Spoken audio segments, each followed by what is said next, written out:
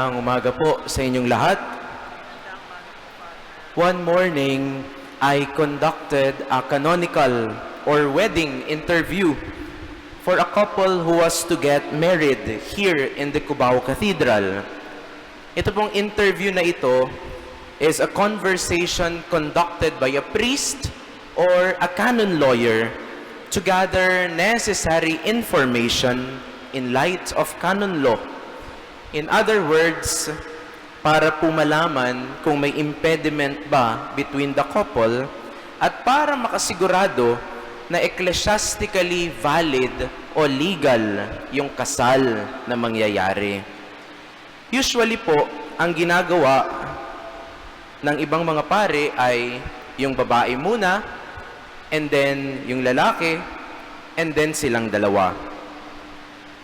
Alam niyo po, mag 1.5 year pa lang po akong pare. Pero dahil sa sobrang dami ng kasal dito sa katedral, ay medyo madami-dami na po akong na-interview na couple. And just this month, meron po akong in-interview na couple. Mga 3 araw na lang ay kasal na nila. Sabi nila sa akin, "Father, gusto po naming makasal sa simbahan, kahit na simple lang.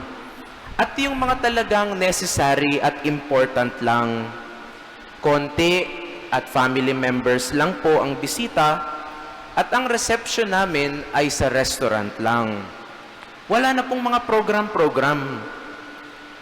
And they just really want a church wedding dahil sila daw po ay 6 na taon na ding kasal civilly. At ilang buwan din nilang itong pinaghandaan." Turn na po nung groom para interviewin ko. And I began with a simple, "Oh, kamusta?" Alam niyo po, I was really surprised dahil biglang humagulgol sa iyak yung groom.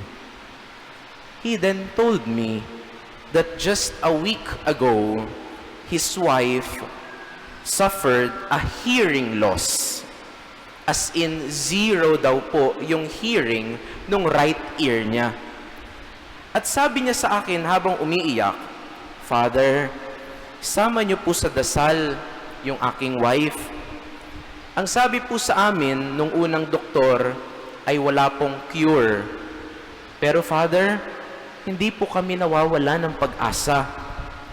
Hihingi po kami ng second opinion pa sa iba.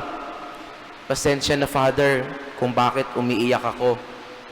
Ngayon ko lang kasi nailabas.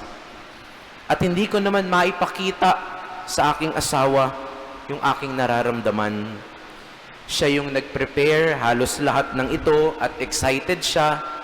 Tapos, sa kanya pa nangyari ito. Apektado po yung balance niya dahil sa hearing loss. Sana po, makayanan niyang maglakad ng mag-isa sa aisle papunta sa altar." My dear brothers and sisters, at some point in our lives, maybe we have also experienced difficult moral dilemmas, life-changing decisions, getting sick, and maybe even losing a loved one. At madalas, in an unexpected time pa talaga.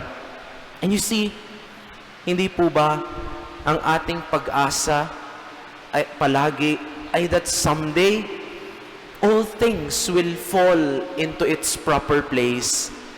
Our experiences will have its meaning, and the darkness or shadows in our lives will soon vanquish.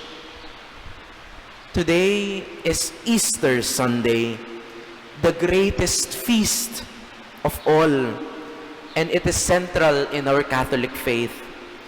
Alam niyo po, it is God's definitive answer to death, that nothing is more powerful or stronger than Him. Through the resurrection, God has conquered sin and death. At sa atin pong ebanghelyo ngayon, nadinig natin how Mary Magdalene went to the tomb early in that morning, siguro po, ang bigat-bigat pa rin ng kalooban ni Maria Magdalena dahil sariwang-sariwa pa sa alaala niya ang nangyaring matinding pagpapakasakit at pagkamatay ni Jesus. Siguro, naalala pa rin niya kung paano at gaano binago ni Jesus ang kanyang buhay. Siguro nga po, baka hindi pa siya nakakatulog. And as she went to the tomb, she wished with all her heart that it had never happened, that she could see him one more time. Sana panaginip lang, sana hindi totoo.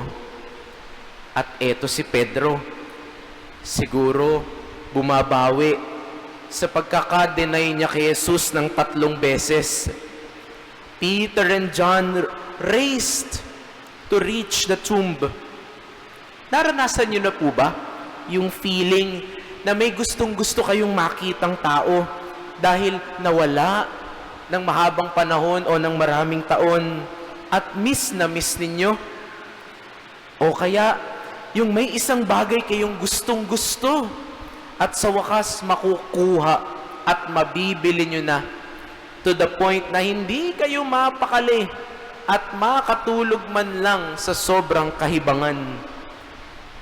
Nag-uunahan sila sa sobrang saya, excitement, at anticipation. At ang conclusion po nilang lahat, Jesus rose from the tomb. He defeated death. He conquered darkness. Brothers and sisters, today is a day of victory and rejoicing for us Catholics. Sa totoo lang po, mas mahalaga pa po ngayon kesa sa Pasko, kesa sa December 25.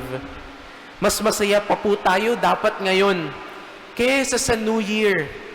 At mas naghahanda pa po tayo dapat ngayon kesa sa kahit anong fiesta. Bakit? It's because Easter is the affirmation that our lives will not end in death.